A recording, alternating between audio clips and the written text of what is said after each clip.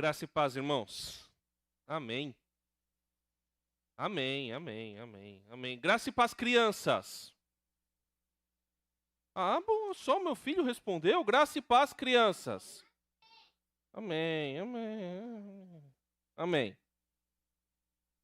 Irmãos, estamos no final do ano. Durante este ano, a ideia aqui, quando conversei com o pastor Neto, pastor Wagner, lá, quando a gente estava planejando o ano, a escala dos pregadores, Deus colocou no meu coração para falar durante o ano a respeito de arte, comunicação e adoração. Ou adoração, comunicação e arte, ou comunicação, arte e adoração. E aí, pensando, refletindo sobre isso, eu achei que seria um bom tema, adorando com arte e comunicando a verdade. E durante todo o ano, as pregações os sermões que a gente fez aqui, tinham e giravam em torno desse tema. E é claro que você não precisa sair daqui agora, ir para o YouTube e ouvir tudo para voltar. Não faça isso. A cada pregação se completava em si, mas é legal, se você quiser ter uma visão mais global a respeito daquilo que foi falado e daquilo que eu entendo, inclusive, que nós, como igreja local, eu tenho certeza. Teve alguma discordância, pastor Wagner? Não? O pastor Neto também não discordou de outras coisas, mas assim, né? Da essência também não, pastor Gregory, discordou de alguma coisa? Não. Então eu acho que algum diácono discordou de alguma coisa? Não. Então eu creio que é consenso aquilo que a gente conversou aqui durante este ano. E contrários não, boa, todos a favor, contrários não temos. Pronto. Outra que o pastor Léo gosta de usar é contrários da pirueta. Essa é boa também. O importante é que os irmãos entendam a visão da igreja, mas a visão da Bíblia, a respeito desses três temas: adoração, comunicação e arte. Adorar com arte e comunicar a verdade. Comunicar a verdade adorando com arte. O importante é a gente entender o que significa adoração, como que a gente comunica adorando e o que a gente deve comunicar. Quem é que a gente deve comunicar? A gente falou do Antigo Testamento, de todo o processo de Deus em escolher um povo, fazer desse povo um povo santo, para poder levar a sua palavra através da sua própria vida, criando um sistema, mas que apontava, e hoje a gente vai ver até mais sobre isso daí, mas chegando no Novo Testamento, nós, e pensando em como que a gente ia resumir a coisa bem, eu pensei em falar sobre Deus. O Deus Pai, soberano, que recebe a adoração da gente de maneira soberana. E na última vez, falando sobre Romanos 8. Não está ligado. Romanos 8, a partir do versículo 1 até o 27, nós falamos sobre o papel do Espírito Santo. Então, Deus Pai, Deus Espírito Santo, e como é que o Deus Espírito Santo está envolvido nesse processo? Em primeiro lugar, ele nos vivifica, ele nos dá vida. Nós fomos redimidos, mas nós recebemos vida. Nós recebemos vida e essa vida vem por meio do Espírito. Estávamos mortos nos nossos delitos e pecados, separados de Deus, mas Deus, pelo seu Espírito Santo, nos deu vida. O Espírito Santo é fundamental. Porque é o Espírito Santo quem nos liga a Deus, é o Espírito Santo quem nos vivifica, é o Espírito Santo quem gera em nós a vida. O fato de você sentir alegria quando você louva ao Deus, o fato de você sentir alegria quando você está com outros irmãos, o fato de você sentir satisfação quando você faz algo para Deus, é o Espírito Santo vivo em você. O fato de você se sentir mal quando você peca, de você se sentir mal quando você faz alguma coisa que você sabe que não agrada a Deus, é o Espírito Santo que está lá te incomodando e falando: olha, viva para Deus. Viver pelo Espírito é vida. O Espírito Santo nos vivifica. O Espírito Santo é quem nos liga a Deus. Ele nos liga ao Pai e ao Filho. E é Ele quem faz essa conexão. A gente é ligado direto a Deus através do Espírito Santo. E essa ligação é tão forte que tudo aquilo que a gente faz para Deus só é possível fazer e só é feito pelo Espírito Santo de Deus. O texto que a gente pregou fala que a nossa oração, ela só acontece pelo Espírito Santo de Deus. A gente não sabe como orar, mas o Espírito intercede por nós com gemidos inexprimíveis. É Ele quem nos liga, é Ele quem faz a conexão perfeita entre nós e Deus, e é por meio do Espírito que nós adoramos. E também é o Espírito quem nos liga uns aos outros. É pelo Espírito Santo que nós podemos nos chamar de irmãos, que podemos ser aqui esta noite, você que está na sua casa, uma grande família, e você só participa, você que está em casa remotamente, só participa desse culto pelo Espírito Santo de Deus. E é o Espírito Santo quem nos sustenta. É o Espírito Santo quem nos ajuda na caminhada, renovando em nós a esperança de que a coisa não acaba aqui, a esperança de que existe algo maior,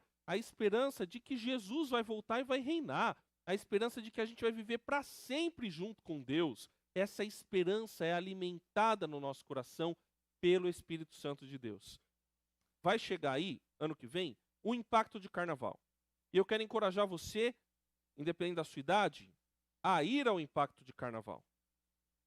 E você vai ficar muito cansado no impacto de carnaval. Porque você vai trabalhar muito no impacto de carnaval. Amém? Quem vai no impacto de carnaval? Amém. Mas no final, quando você estiver cansado, porque você dormiu pouco, às vezes você enfrentou até barata na escola onde você ficou, mas é bênção. Mas porque você trabalhou para Deus, você vai sentir uma satisfação tão grande. E essas experiências que eu tenho, irmãos que já foram no impacto, eu estou mentindo? Não. A gente se sente assim, puxa, fiz, foi bênção. A gente fica cansado. Eu lembro, acho que foi em Itaí, ou não sei, eu lembro junto com a Carol, a gente olhou um para o outro, a gente estava quebrado assim, mas felizes, muito felizes. Porque o Espírito Santo, ele faz a gente superar o próprio cansaço físico. É muito legal isso. Bom, nós temos aqui o Deus Pai, Deus Filho. Sabemos que adoramos, comunicamos e trabalhamos para Deus por causa da sua soberania. Então, a soberania de Deus, que ela faz com que a gente adore, caminhe para Ele, trabalhe para Ele, faça arte para Ele, comunique a verdade dEle. Quem faz esse trabalho em nós, quem nos liga a Deus e atua em nós e através de nós, em todo esse processo de adoração, de comunicação, de serviço, de arte, de produção para Deus. E aí, quando eu falo de arte, os irmãos podem também interpretar como qualquer trabalho para Deus, é o Espírito Santo de Deus. Hoje, nós vamos entender melhor como a adoração a Deus por meio do Espírito é possível. Já que quando pecamos, nós fomos separados de Deus. Fomos considerados impuros. E eu quero que você pense sobre isso. A figura de linguagem que a gente vai usar aqui é de impureza. Quem está separado de Deus, quem peca é impuro. E precisa de algo para nos purificar e nos reaproximar de Deus. Deixar o caminho aberto para Deus. Por isso, abra sua Bíblia em Hebreus, capítulo 10, dos versículos 1 até o 25, nós vamos ler. Hebreus, capítulo 10, dos versículos 1 até o 25. É o que nós vamos ler para falar sobre o caminho aberto para Deus. Eu vou começar a partir do versículo 1. Ora, visto que a lei é apenas uma sombra dos bens vindouros, não a imagem real das coisas, nunca consegue aperfeiçoar aqueles que se aproximam de Deus com os mesmos sacrifícios que ano após ano, continuamente eles oferecem. E se isto fosse possível, será que os sacrifícios não teriam deixado de ser oferecidos? Porque os que prestam culto, tendo sido purificados uma vez por todas, não teriam mais consciência de pecados. Entretanto, nesses sacrifícios ocorre a recordação de pecados todos os anos, porque é impossível. Se você quiser, grifa, se tiver na sua versão, deve estar impossível, grifa impossível, que o sangue de touros e de bodes remova pecados. Senhor, que a Tua palavra fale ao nosso coração. Que a tua palavra fale através de mim. Que a tua palavra fale comigo. E nos abençoe nesta manhã. Em nome de Jesus. Amém. Quando a gente lê sobre a carta aos Hebreus, a gente conhece logo no primeiro versículo, lá em Hebreus 1, versículo 1, que antigamente Deus falou, comunicou, muitas vezes e de muitas maneiras, aos pais pelos profetas. Mas, nestes últimos dias, nos falou, nos comunicou pelo Filho, a quem constituiu o herdeiro de todas as coisas e pelo qual também fez o universo. Então, a carta aos Hebreus é sobre Cristo. O que Cristo é? Cristo é a revelação definitiva de Deus. Se você quer saber quem é Deus, olhe para Cristo. Olhe para Jesus. Se você quer conhecer Deus, olhe para Jesus. Um discípulo Tomé virou para Jesus e fala: Senhor, apresenta-nos o Pai. Aí Jesus virou para Tomé, isso está lá em João. Você ainda não entendeu que, conhecendo a mim, você conhece o Pai? Eu e o Pai somos um. Então, conforme você anda comigo, conversa comigo, tem relacionamento comigo, você conhece o Pai. E hoje a gente conhece Jesus pela palavra de Deus, pela Bíblia, e conforme a gente tem relacionamento com Jesus, a gente conhece o Pai. Então, para a gente conhecer Deus, a gente precisa olhar para Jesus. Jesus é a revelação definitiva e perfeita de Deus. Jesus é a comunicação de Deus para nós. Hebreus também fala que Cristo é superior aos líderes humanos. Então, a referência dos judeus, que era Moisés, Arão, Abraão, os profetas, Jesus é superior a todos eles. Jesus era superior a qualquer liderança humana. Jesus é superior a qualquer pastor que você vá conhecer, a qualquer missionário que você vai conhecer, a qualquer figura histórica que você vai estudar. Jesus é superior a qualquer um. Jesus é superior aos líderes humanos, e aqui Hebreus está falando provavelmente com uma comunidade de cristãos, de pessoas que acreditavam em Jesus, mas que vinham de um pano de fundo judeu, que poderiam ser judeus. Deve haver gentios também, mas é provável que ele estivesse falando mais com judeus aqui. E judeus que não conheciam muito o templo, algumas tradições.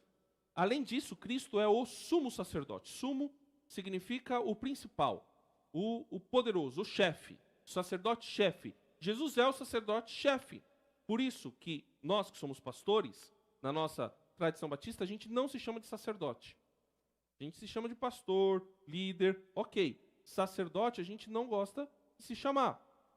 Por quê? Porque sacerdote é aquele que faz a ligação entre Deus e os homens. Ele leva os homens até Deus. Quem é que faz isso? Jesus. Então, sabe quem é sacerdote de Cristo? Entre o mundo e Cristo? Você. Você é sacerdote. Eu também. Junto com você. Então, a gente não se chama sacerdote porque eu não faço a intermediação entre você e Deus. Quem faz a intermediação entre você e Deus é Jesus. Nós fazemos a intermediação entre o mundo, que não conhece Jesus, e Deus, para apresentar Jesus, que é o sumo sacerdote. E por que ele é o sumo sacerdote? Porque ele ofereceu o sacrifício definitivo, o sacrifício que resolve, aquele sacrifício que paga a conta, que purifica completamente. Por isso, no final de Hebreus, os que recebem a Cristo devem perseverar na fé nele. Tudo que foi feito no passado apontava para Cristo. E por isso que os que recebem a ele devem perseverar na fé dele. Então, Hebreus fala muito sobre o passado. E o que o passado tem? Ele aponta para Jesus. Ele aponta para Cristo. Por isso que a gente tem um antigo sistema. Antigo sistema. Sistema do tabernáculo. E se você voltar um pouquinho em Hebreus, você vai ver que ele vai descrever muita coisa do tabernáculo. Essa figura linda, maravilhosa que a gente encontra lá no Pentateuco. E essa imagem é a imagem provavelmente do final de Êxodo, quando o pessoal se prepara, se purifica, o Bezalel e a Oliabe recebem o Espírito Santo para poder fazer obras artísticas, para construir o tabernáculo. Moisés já havia recebido a lei, eles preparam tudo, constroem o tabernáculo, recebem as ofertas das pessoas, recebem tanta oferta que Moisés tem que mandar parar de receber oferta, e aí eles se reúnem e a nuvem desce. E a nuvem ficava sobre a tenda da revelação, a tenda da presença de Deus. O tabernáculo é a presença de Deus. E o tabernáculo mostrava isso, Deus estava entre o povo. E o tabernáculo tinha todo um sistema de sacrifícios, que é descrito em Hebreus, que é descrito lá no Antigo Testamento. Para resumir bem, você deve estar vendo aí. Não tem mais isso aqui. Pois é, né? Foi bom, mas foi ruim. E nem aparece a luzinha, mas porque a luzinha, né? Enfim, vamos tentar aqui. Aqui, ó. Os carneiros, as ovelhas estão sendo levadas lá para o tabernáculo. Quando o pessoal vai chegando no tabernáculo, eles precisam se purificar. Eles entregam aqui no centro. Você pode ver o altar. Lá na frente, os sacerdotes já se lavavam. Eles levavam essa oferta lá para dentro do santo. E uma vez por ano eles entravam no Santo dos Santos. O que tinha no Santo dos Santos? A Arca da Aliança, com querumbins. Se você olhar direitinho a imagem da Arca da Aliança, ela parece um trono, porque é a presença de Deus. Então os querubins, eles uniam as asas aqui, colocavam a outra asa era colocada um pouquinho para cima, assim, então parecia que era um trono. E os querubins embaixo do trono. E é interessante porque os querubins eram imagens similares a dos deuses que eram adorados pelos outros povos. Mas, de propósito, esses querubins são colocados debaixo, mostrando que os seres celestiais que existem, os anjos e até mesmo os demônios, estão debaixo da soberania de Deus. Então, você não precisa ter medo de demônio. Porque se você está com Deus, o demônio está vencido em nome de Jesus, acabou. Então, todos os seres celestiais embaixo do poder de Deus, embaixo da soberania de Deus. E lá também havia a vara florida de Arão, o maná, outras coisas ali, incenso, tudo para representar a presença de Deus. O tabernáculo, ele simbolizava a presença de Deus. Um comentarista, eu já até falei isso outra vez, um comentarista, o professor Lucião, disse que todo o tabernáculo, ele na verdade simulava um pouco o jardim do Éden. A árvore da vida estava meio que lá. Então a coisa toda era feita para mostrar a presença de Deus como o homem retornando ao seu estado original quando ele foi criado antes dele ser separado de Deus. Então o tabernáculo representava uma reconciliação. Esse antigo sistema e a própria lei que havia sido feita para que o povo obedecesse tinham um propósito: apontar para a realidade de Cristo. Por isso que ele usa essa imagem aqui. Eram sombras. Eram sombra dos bens vindouros. Era só uma cópia. Era um xerox. Era uma impressão. Sabe? Que você pega na internet e imprime. Era isso. Não era a realidade. Não era original. Nunca foi. Ela apontava para a original. Ela apontava para a real.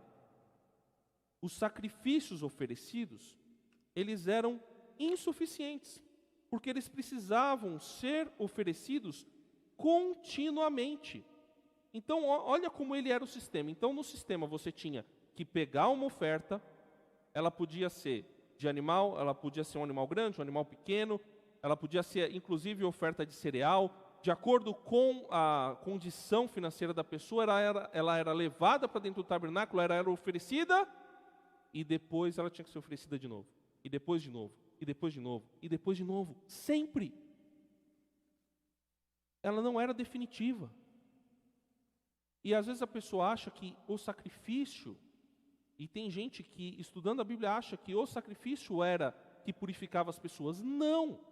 O sacrifício só apontava para a verdadeira purificação. Por isso que ele tinha que ser oferecido todo ano. E olha que interessante, a pessoa quando ela ia lá para matar o carneiro dela, e era o melhor carneiro dela, ela levava lá o bode, o carneiro, o que quer que fosse, e ela tinha que ver morrer. E devia espirrar sangue nela. Para ela entender que o pecado dela custava a vida de alguém.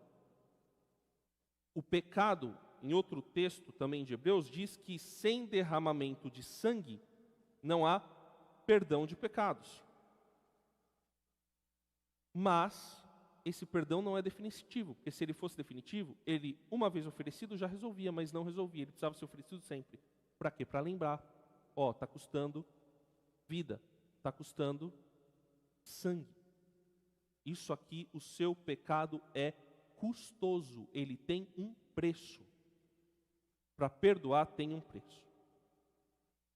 Quando a gente pensa no passado, no Antigo Testamento, contado para nós como algo glorioso, a gente entende que ele tem um papel e importância. E o que eu estou pensando aqui é em algumas comunidades, algumas pessoas que olham para esse passado e buscando uma identidade religiosa, querem buscar nesse passado a sua identidade religiosa. Então querem muitas vezes retornar a práticas e rituais judaicos antigos. Tem gente que volta a utilizar, inclusive, é muito engraçado algumas comunidades, muito interessante, que tem várias comunidades que a gente fala assim, que se judaizam, eu não vou citar nomes de ninguém aqui, mas tem algumas comunidades que elas se judaizam inclusive errado. Porque em vez de voltar para a lei do Antigo Testamento, elas voltam para práticas do judaísmo medieval, do judaísmo depois que Jesus já voltou. Então, o kippá, por exemplo, não devia ser usado no Antigo Testamento. Uma vez uma pessoa, eu vi um casamento em que o pessoal colocou o talite sobre eles. O talite não é uma figura do Antigo Testamento. O talite é do judaísmo medieval. E várias coisas que não estão na Bíblia, mas o pessoal identifica com o judaísmo e coloca lá. Inclusive são coisas de esoterismo judaico.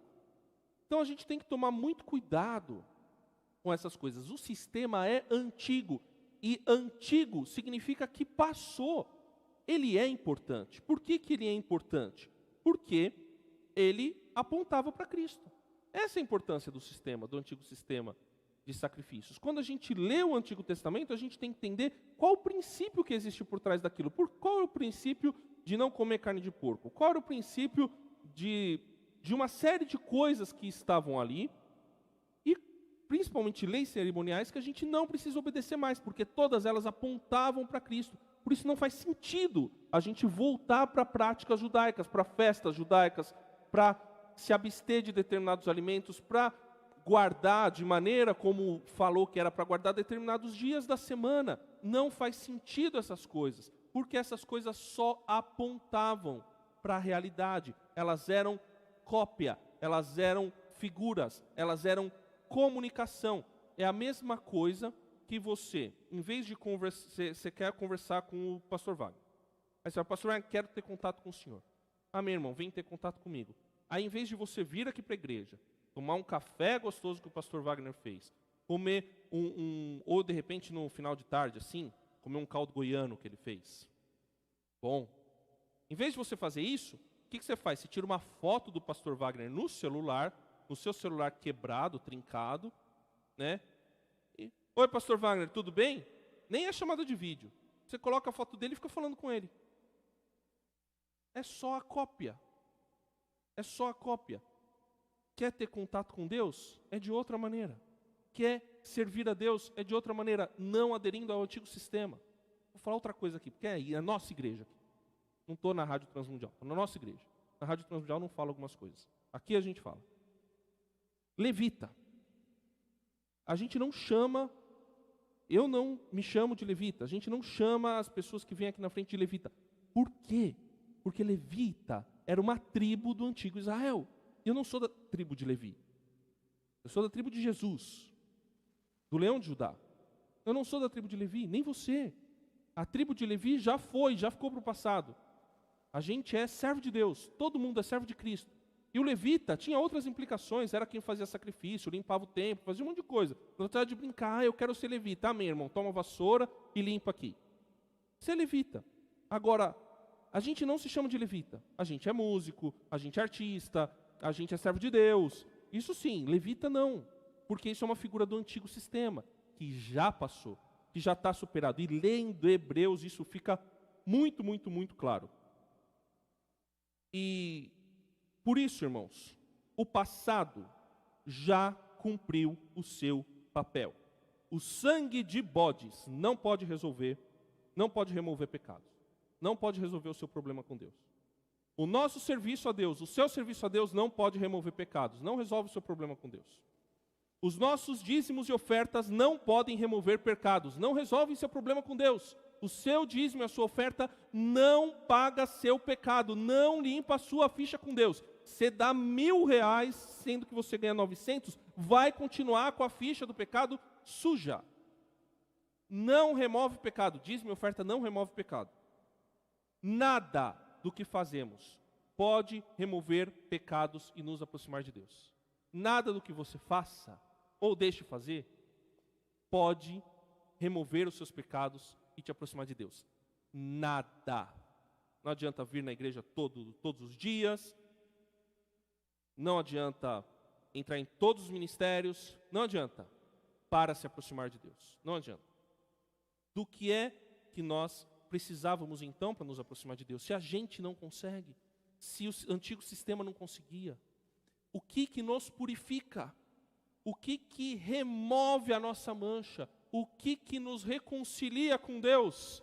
Natal. Cristo entrou no mundo.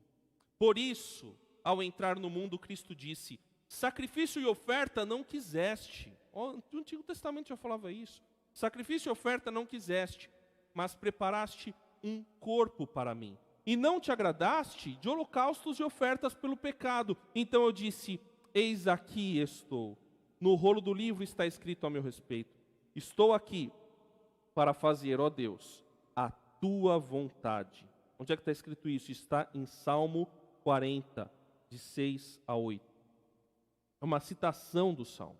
Depois de dizer, como acima, versículo 8, sacrifícios, ofertas, holocaustos e ofertas pelo pecado não quiseste, nem dele te agradaste, coisas que se oferecem segundo a lei, num segundo momento acrescentou: eis aqui estou para fazer a Deus a tua vontade. Ele remove o primeiro para estabelecer o segundo. Nessa vontade é que temos sido santificados, mediante a oferta do corpo de Jesus Cristo, uma vez por todas. Jesus resolveu o nosso problema com Deus. Jesus é quem remove o nosso pecado. Jesus é quem nos aproxima de Deus. Jesus é quem nos purifica completamente. O sangue de Jesus me salvou, me lavou, né? O sangue de Jesus me lavou, me lavou. Alegre cantarei louvores ao meu Rei, ao meu Senhor Jesus que me salvou. O sangue de Jesus te lavou. O sangue de Jesus é quem lava você, é quem purifica o seu pecado. Por isso que, às vezes, a gente fica cansado trabalhando na igreja. Porque a gente acha que o nosso serviço na igreja é que vai resolver o nosso problema com Deus. Porque a gente acha que a gente está em dívida com Deus e que a gente paga essa dívida se matando de trabalhar na igreja. Irmão, não é assim. Sabe quem é que resolve o seu problema com Deus? É Jesus. Quem purifica o seu pecado é Jesus. Tira o peso do seu coração. Tira o peso da sua vida. Jesus morreu, Ele entrou nesse mundo. É Natal. É Natal. Natal a gente celebra o quê? A gente celebra a entrada da eternidade na nossa história. A entrada do Deus eterno na nossa vida. Quando Jesus vem se esvaziando de si mesmo e assumindo a forma de servo, sendo semelhante a eu e a você. A gente celebra essa entrada. E o propósito de Cristo, desde o momento que Ele nasceu, era se oferecer. Ele fala lá em Mateus 20, 28, eu não vim para ser servido. Olha que coisa maravilhosa, irmãos. O Deus eterno, que deve ser adorado, que deve ser servido, que deve ser amado, que deve ser honrado e glorificado, vira para a gente e fala, eu não vim para ser servido, mas para servir e dar a minha vida para resgatar muita gente, para salvar muita gente, para salvar a mim e a você, para tirar a gente. Eu gosto do irmão Isaías, ora assim: o Senhor me tirou do charco de lodo, da lama, do poço, da sujeira, do mal, e me trouxe para a luz. É isso que Jesus fez com o corpo dele. E por que era o corpo dele? Porque o corpo dele era perfeito. Ele é o sacrifício perfeito, porque ele não tinha nenhuma mancha do pecado. É o milagre de Deus do Natal. É o nascimento virginal de Jesus. Quando ele nasce com um elemento humano, mas um elemento divino, milagroso. E ele nasce e se oferece e substitui com o seu corpo o sistema antigo. Ele substitui os sacrifícios e ofertas que deveriam ser oferecidos todos os anos. Então, quando você olha para o Antigo Testamento, né, e fala: eu quero obedecer a Deus, deixa eu ler o Antigo Testamento, mas eu preciso sacrificar uma ovelha. Não, aquilo está apontando para o que Jesus já fez. Jesus é o Cordeiro de Deus, a gente cantou, que tira o pecado do mundo. Então, não faz sentido voltar ao passado. O passado foi substituído. Nossa santificação se dá pela oferta do corpo de Jesus. E a oferta de Jesus é definitiva, ela é suficiente. Ela resolve o nosso problema. Ela resolve a nossa relação com Deus. Quer resolver a sua relação com Deus? É Jesus, que já resolveu a sua relação com Deus, que já pagou o preço. A oferta é suficiente para nos santificar. Você quer ser mais santo? O sangue de Jesus te limpa e te purifica de todo o pecado. De todo o pecado. Então apegue-se mais a Jesus. E a gente precisa entender que Cristo reina. Ora, versículo 11. Todo sacerdote se apresenta. Vou pegar água.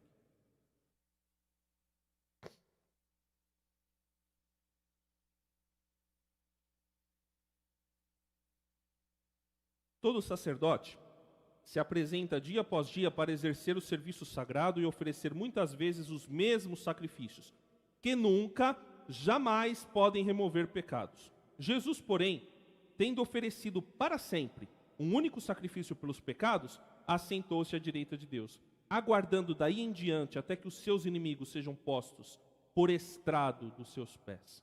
Porque, com uma única oferta, aperfeiçoou para sempre os que estão sendo santificados.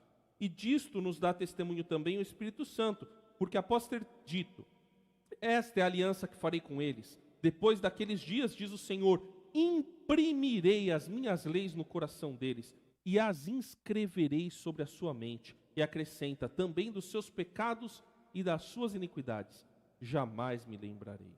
Ora, onde há remissão de pecados, não existe mais necessidade de sacrifício pelo pecado.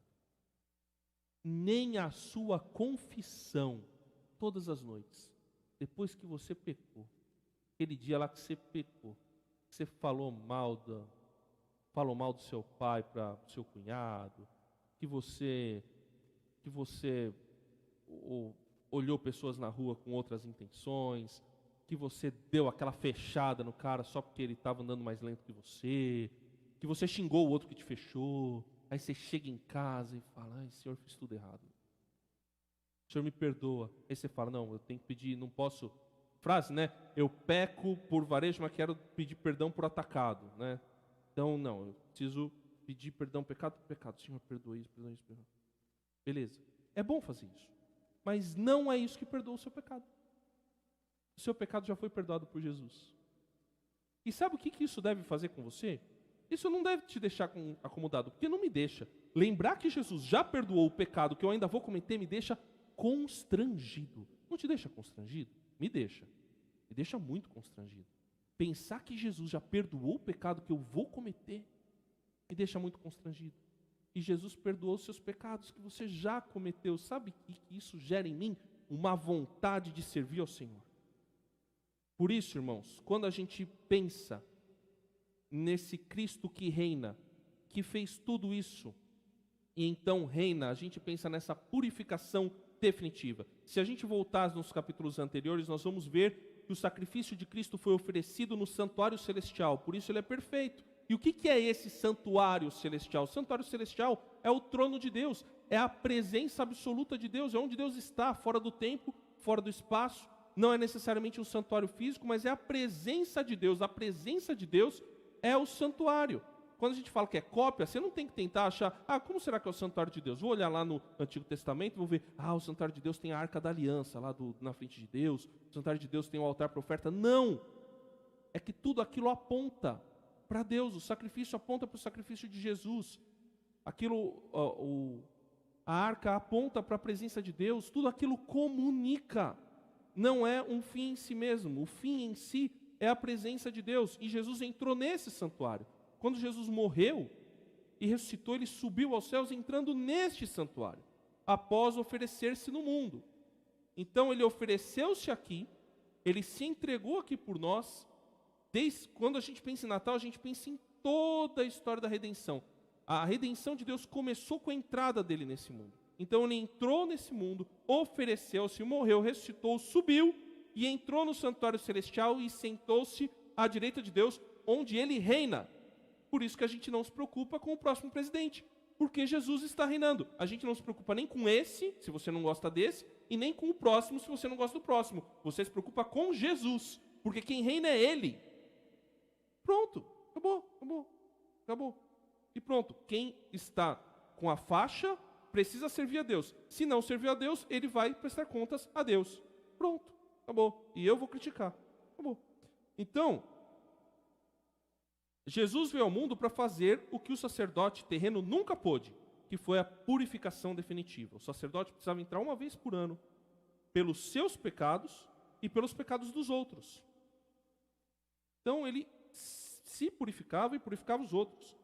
Jesus é o sacrifício perfeito porque ele ofereceu a si mesmo pelos outros e apenas uma vez, e ele não precisava fazer aquilo por ele mesmo. Por isso que ele se oferece. Se oferece. Quem gosta de fantasia, aconselho ler Crônicas de Nárnia, o Leão, a Feiticeira e o Guarda-Roupa. E tem lá um trechinho que explica isso, tá bom? Que fala de um jeito muito legal. Vou deixar só o gostinho, depois vocês leem lá, do C.S. Lewis, um teólogo muito importante. Por isso, com todo esse plano, todo esse processo que Deus fez, Ele nos dá o aperfeiçoamento pleno, absoluto. E por que Ele está falando isso para os hebreus? Porque os hebreus estavam sendo tentados a voltar para o judaísmo. Eles eram cristãos, provavelmente de origem judaica, como eu já falei, e que estavam sofrendo perseguição. Isso aqui deve ter sido escrito perto ou sob o reinado de Nero, que foi um dos imperadores romanos que mais perseguiu os cristãos. E ele fala aqui, lá no final de Hebreus, ele diz, vocês com alegria deixaram levar os bens de vocês. Vocês com alegria aceitaram a perseguição. E a perseguição estava tão intensa que o judaísmo, sendo uma religião lícita, uma religião legalizada, porque o cristianismo não era uma maneira do pessoal entrar e não ser perseguido. Então, se eu voltar a ser judeu, eu não vou ser perseguido pelo Império Romano. O que é que o autor de Hebreus, que a gente não sabe quem é, fala? Não volta para cá, porque aqui já passou. Isso aqui já passou. A perseguição é uma disciplina de Deus para vocês, para que vocês sejam aperfeiçoados. E na verdade Ele já aperfeiçoou vocês quando Ele morreu para ressuscitar. Porque Jesus reina. Não faz sentido voltar para uma religião onde Jesus não reina. Jesus reina e os seus inimigos serão colocados debaixo de seus pés. Por isso que a oferta de Jesus é absoluta. E é nela que a gente deve se guiar, porque é ela quem limpa a gente do nosso pecado, é ela quem nos purifica e nos santifica. Você não consegue se purificar e se santificar se não for por meio do sacrifício de Jesus. Porque Ele nos dá a remissão completa. A nova aliança imprimiu a lei de Deus no coração. A remissão dos pecados é definitiva e elimina a necessidade de sacrifício pelo pecado. Você é salvo, se você acredita em Jesus como único e verdadeiro Salvador. Você já está remido. Você já recebeu a redenção. Ninguém pode te acusar. Ninguém pode dizer que você não é filho de Deus. Ninguém pode falar que você não merece. Não merece mesmo.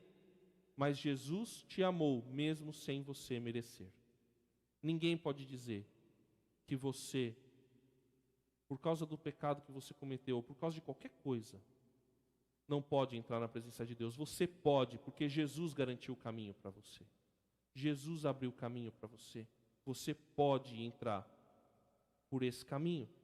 Versículo 19: portanto, meus irmãos, tendo ousadia para entrar no santuário pelo sangue de Jesus, pelo novo e vivo caminho que Ele nos abriu, por meio do véu, isto é, pela sua carne, e tendo um grande sacerdote sobre a casa de Deus, aproximemo-nos com um coração sincero, em plena certeza de fé, tendo o coração purificado de má consciência e o corpo lavado com água pura. Guardemos firme a confissão da esperança sem vacilar. Eu quero, até o versículo 22, né? Tendo o coração purificado de má consciência e o corpo lavado com água pura, é o novo e vivo caminho que o Senhor nos deu. Quando a gente pensa em entrar no santuário de Deus, a gente está pensando em algo sério, porque a presença de Deus mata quem está impuro. A presença de Deus é mortal para quem está impuro. Só pode entrar diante de Deus quem está completamente puro. Tem um salmo que fala isso, né? Quem pode entrar no santuário do Senhor? Só aquele que é puro de coração. E quem é que nos purifica? É o sangue de Jesus. Por isso que nós podemos ter ousadia para entrar na presença de Deus sem sermos mortos, porque o sangue de Jesus, o caminho que Ele abriu com o seu próprio corpo e com o seu sangue, rasgando o véu que nos separava de Deus, nos dando acesso direto a Deus. Por esse caminho a gente pode entrar na presença de Deus. Por esse caminho a gente pode acessar e ter contato direto com o Criador. Por esse caminho você pode colocar suas angústias, os seus problemas, as suas necessidades diante de Deus. Por esse caminho você pode adorar a Deus e receber graça, e receber misericórdia, e receber satisfação, e ter a sua vida completa. Qual o problema que você teve? Qual a angústia que você está passando? Qual o sofrimento da sua vida? Pega isso. Qual a crise que você tem? Pega isso e leva para o santuário de Deus, ao qual você tem acesso direto por Jesus, e coloca diante dele, e seja livre, e seja leve, e viva a vida que Deus deu para você. Isso não é lindo? Isso não é maravilhoso? Isso não é sensacional? Eu acho isso maravilhoso, porque eu olho para mim e eu me vejo um total inapto para estar aqui, uma pessoa sem condições de fazer a vontade de Deus, uma pessoa que, se não fosse a graça de Deus desde o meu nascimento, da família onde me colocou, eu não estaria aqui. E eu agradeço a Deus todos os dias, porque Ele me salvou, Ele me resgatou, e Ele me dá acesso direto a Ele. Quando eu peco, eu posso na hora pedir perdão para Ele, e Ele já me perdoou. Nosso coração já foi purificado. Por isso, irmão, tira o peso das suas costas, tira o peso do seu coração. Jesus te libertou, Jesus te salvou. Jesus te dá acesso direto a Deus. Não é um pastor, não é um culto, não é uma música, não é uma igreja. É Jesus. É Jesus. E não há culpa que possa te afastar de Deus. Um dos textos da Bíblia que eu mais gosto é 2 Coríntios 7, a partir do versículo 14, que fala que a tristeza, segundo Deus, produz arrependimento. Mas uma vez que a tristeza, segundo Deus, produziu arrependimento em você, você não precisa mais sentir culpa pelo seu pecado. Você não precisa mais sentir culpa. Joga a culpa fora. Culpa falsa. Você é liberto pelo sangue de Jesus. A sua consciência pode estar pura para entrar no santuário de Deus e para adorar a Deus e para dizer: digno é o Cordeiro que vai voltar e vai viver entre nós. Nós somos lavados, nós temos o perdão dos pecados, nós temos acesso direto a Deus. E esse caminho e acesso à presença de Deus não nos deixa acomodados. Versículo 23.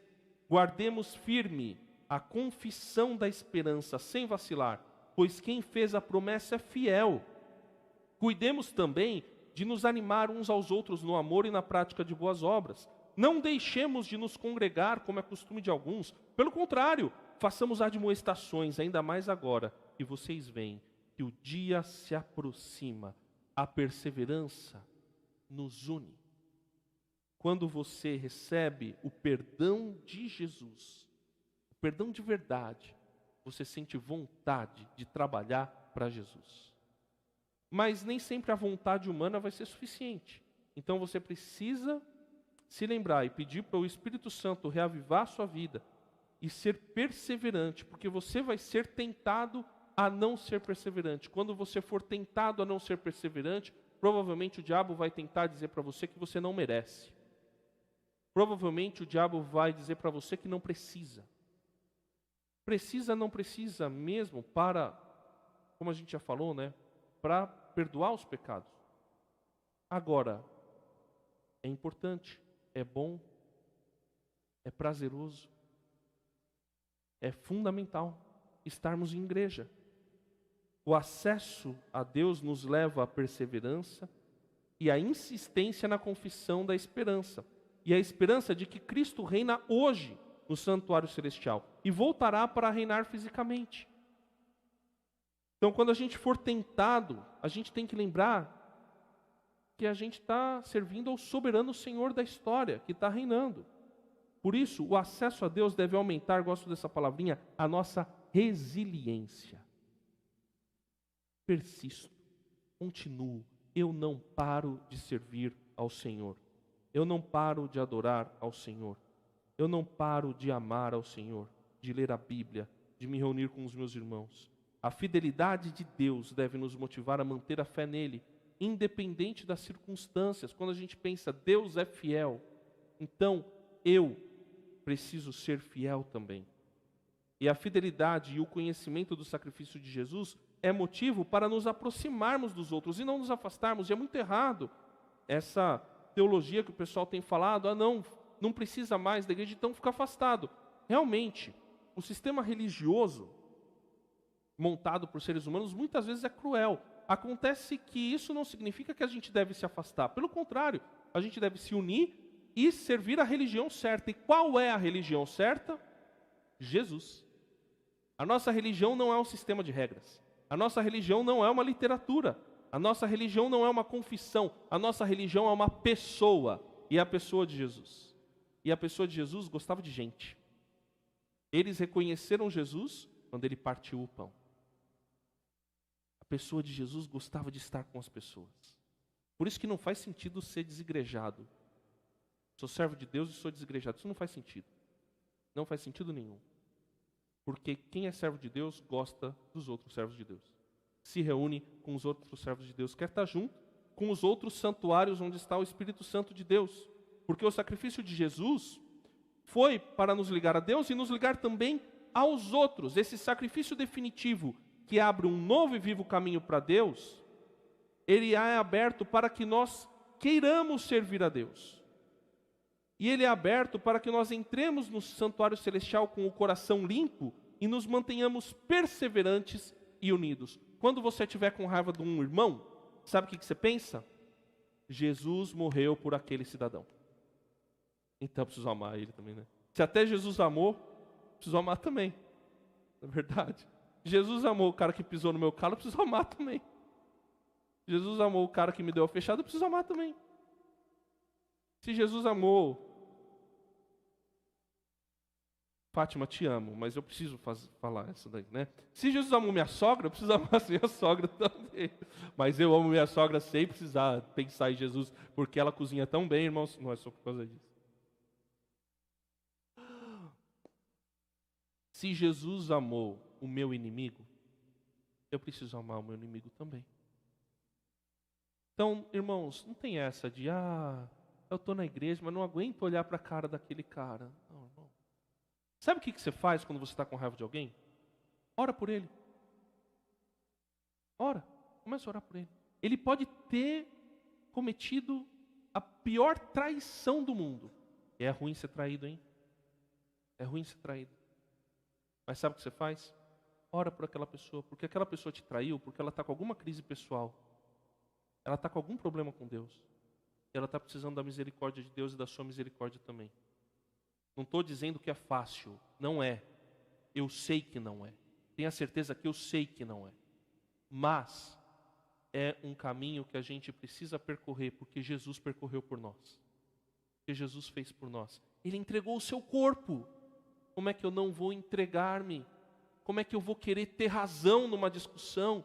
Jesus não quis ter razão, ele quis obedecer a Deus. Acabou. Não queira ter razão. Queira obedecer a Deus. Pronto. Pronto. Deixa outra pessoa achar que ela tem razão. E obedeça a Deus. E seja perseverante na unidade. E seja perseverante na comunhão. E seja perseverante no serviço a Deus. Continua, não desista, porque vale a pena. Para terminar, Jesus abriu o nosso caminho para Deus. Por meio do sacrifício definitivo de Jesus, nós podemos adorar diretamente a Deus. Nós não precisamos de intermediários humanos para orar. Você não precisa do pastor para orar para Deus, para adorar a Deus. Você não precisa da equipe de louvor para adorar a Deus. Você precisa de Jesus. Você não precisa de um pastor para orar por você. Você precisa de Jesus. Você não precisa de intermediários humanos ou materiais para ter perdão dos seus pecados. Você precisa de Jesus. Você não precisa de rituais para acessar a Deus. Você precisa de Jesus. Jesus é quem possibilitou o caminho. O sacrifício definitivo de Jesus é o que nos leva a comunicar a verdade. O sacrifício definitivo de Jesus comunica a verdade para nós. Quando a gente olha para Jesus, para aquilo que Ele fez, a gente vê o amor imenso de Deus pela nossa vida. Aquilo é comunicação para a gente. Pelo sacrifício definitivo de Jesus, nós podemos comunicar a verdade para as outras pessoas.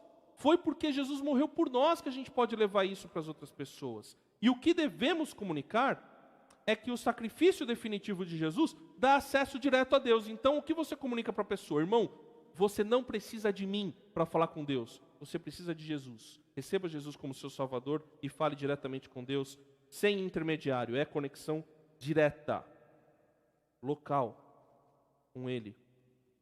Qualquer coisa que façamos deve ter como propósito comunicar Jesus. Então, local de reunião, qual é o propósito? Comunicar Jesus. Peça de teatro, qual é o propósito? Comunicar Jesus. Recepção, qual é o propósito? Comunicar Jesus. Olhar o estacionamento, qual é o propósito? Comunicar Jesus. Evangelismo, qual é o propósito? Comunicar Jesus. Ceia, qual é o propósito? Comunicar Jesus. Qual é o propósito de estarmos aqui? Amém. Qual é o propósito de estarmos aqui? E o sacrifício definitivo de Jesus é o motivo de produzirmos para Deus. A gente precisa entender que o nosso serviço a Deus não nos purifica. Nós somos purificados para servir. Nós somos purificados para cantar. Nós somos purificados para tocar. Nós somos purificados para atuar. Nós somos purificados para fazer lembrancinha. Nós somos purificados para enfeitar a árvore. Nós somos purificados para abençoar as pessoas no bazar da igreja. Nós somos purificados para servir as pessoas. Não é o serviço que nos purifica. Nós somos purificados para servir. O nosso trabalho dentro da igreja ou fora da igreja. Pensa nisso. Você é purificado para abençoar as pessoas com uma venda. Você é purificado para abençoar as pessoas com uma consulta. Para abençoar as pessoas com o seu trabalho. Você é purificado para que o seu trabalho abençoe outras pessoas. Já pensou no seu trabalho desse jeito? O seu trabalho abençoa as pessoas. Porque o sangue de Jesus te purificou. Então você pode abençoar as pessoas. Talvez você já tenha tido essa experiência. Por exemplo, quem é do comércio gosta de ser atendido por você e fala, tem algo diferente em você, eu não sei o que é. Alguém aqui já teve essa experiência? Não precisa levantar a mão, né? Mas eu estou vendo algumas cabeças assim. Por quê? Porque o sangue de Jesus te lavou. Então é natural.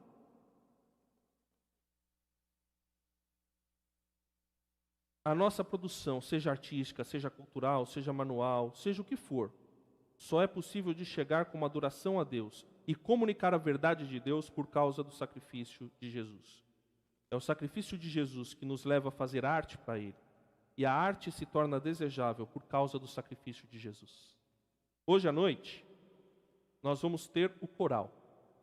Lindo, tá bonito. E o coral vai comunicar a verdade de Jesus. Traga visitantes, traga pessoas. Porque o coral vai adorar a Deus. E o coral vai mostrar para as pessoas a verdade de Deus. Mas o coral não vai trazer a presença de Deus. Sabe por quê? Porque o Espírito Santo já está com o coral. A gente viu quinta-feira aqui. Porque Jesus já abriu o caminho. E a coisa já aconteceu. O coral é a resposta. Vai ter teatro. Tudo que a gente faz. E aí, irmãos, estamos terminando o ano. E eu quero convidar você para participar dessa igreja. Para trabalhar nessa igreja. Nós temos muitas oportunidades. Nós temos oportunidades nos grupos de louvor. De repente você toca alguma coisa e eu não sei. Então venha falar com a gente. Você toca o quê? Chocalho? Venha falar com a gente. Pandeiro. Eu vou voltar a fazer um samba aqui na igreja, Roberto. Não é bom, cara. Uma música tão bonita. A gente tem oportunidades no som. Sabe que precisa de gente para operar câmera? De repente você é curioso para operar uma câmera, aquela câmera boa. Aquela Sony lá. Legal. Então, vamos operar câmera. Vamos ser um diretor de TV. Quem atua na transmissão ali, a Júlia está lá, você é diretor de TV. Opere o som, aprenda lá. Tem oportunidades no teatro. Tem muitas oportunidades no coral. Coral está voltando a cantar. Corais, a gente tem aí. Eu quero te convidar para trabalhar aqui na PIB de São Caetano. Eu quero te convidar a exercer seus dons em resposta ao sacrifício de Jesus. Em adoração ao sacrifício de Jesus. Não para você ser purificado, que fique bem claro, mas para você adorar a Deus pelo que Jesus fez por você. E uma última coisa que eu quero dizer, desculpa, ultrapassei o tempo, está acabando, fica tranquilo, Henrique, está acabando. Fica tranquilo, Fernando, está acabando. Tá bom? Eu entendo, filho, eu entendo. É assim, irmãos, é tranquilo. Eu dei abertura, né? Ele fala mesmo. A Trindade pode ser algo muito difícil de explicar. Mas uma vez eu expliquei para uma pessoa, nem tinha feito seminário, e a pessoa falou que entendeu. Então, essa pregação ajuda a essas pregações. Deus Pai é quem recebe a adoração. Deus Pai é quem criou o mundo e recebe a glória, a adoração e a honra. O Deus Filho é quem veio para religar a humanidade, para reconciliar. Ele deu o seu próprio sangue para criar uma ponte. E quem é o transporte dessa ponte? É o Espírito Santo. É Ele quem nos liga. Deus Pai recebe, Deus Espírito possibilitou, e Deus Filho possibilitou, e o Deus Espírito faz a ligação. Trindade, o Deus Trino. 3 pessoas diferentes, mas perfeitamente unidas em uma única divindade. Sabe que outra religião tem isso? Nenhuma. Essa é a singularidade, uma das singularidades do cristianismo. Então, aprendemos isso juntos e eu quero que fique esse convite. Venha trabalhar, venha servir ao Senhor, venha ser resposta, venha comunicar a verdade, venha agradecer a Deus pelo sacrifício de Jesus pela sua vida, com o seu trabalho, com o seu serviço. Quero convidar o grupo de louvor para vir aqui à frente, quero convidar você a fechar os olhos. E se essa mensagem tocou o seu coração, se você quer, de alguma maneira, ajustar a sua vida com Deus, eu quero te convidar a orar comigo. Senhor Jesus, meu Deus amado, eu te agradeço porque o Senhor morreu e ressuscitou por mim. Eu te agradeço porque através do Senhor eu tenho acesso ao Pai. Deus Pai amado, eu reconheço que eu tenho andado em caminhos que não te agradam. Mesmo sendo teu filho, eu entristeço o Senhor. Mas eu te agradeço porque o Senhor já sabia disso. Eu te agradeço porque, sabendo disso, o Senhor providenciou Jesus para morrer por mim, para me salvar, para me libertar. E eu quero viver para o Senhor uma vida alegre, uma vida leve, uma vida que glorifica o Senhor e que abençoa as outras pessoas. Em nome de Jesus. Amém. Às vezes tem alguém aqui que não recebeu ainda Jesus como Senhor e Salvador, então eu quero orar também. Se você ainda não recebeu, ore assim. Deus amado, eu reconheço que eu sou pecador. E eu reconheço que não há nada que eu faça para me purificar. E que o sangue de Jesus é quem me purifica e me dá acesso ao Senhor. E eu quero receber agora o Espírito Santo para ser teu filho, reconhecendo que eu sou pecador e preciso do Senhor. Em nome de Jesus, amém. Todos os olhos fechados. Alguém aqui fez essa oração pela primeira vez hoje? Levante a sua mão. Amém, amém. Temos uma pessoa aqui, Adriano. É com quem que está no evangelismo atualmente? É você? Então, tem uma pessoa aqui que levantou a mão pela primeira vez. Você vai até lá, ela vai até você. Depois da EBD, vai conversar com o Senhor. Que Deus abençoe sua vida. Receba o Senhor Jesus como único e verdadeiro Salvador. E o Espírito Santo está agora sobre a sua vida em nome de Jesus.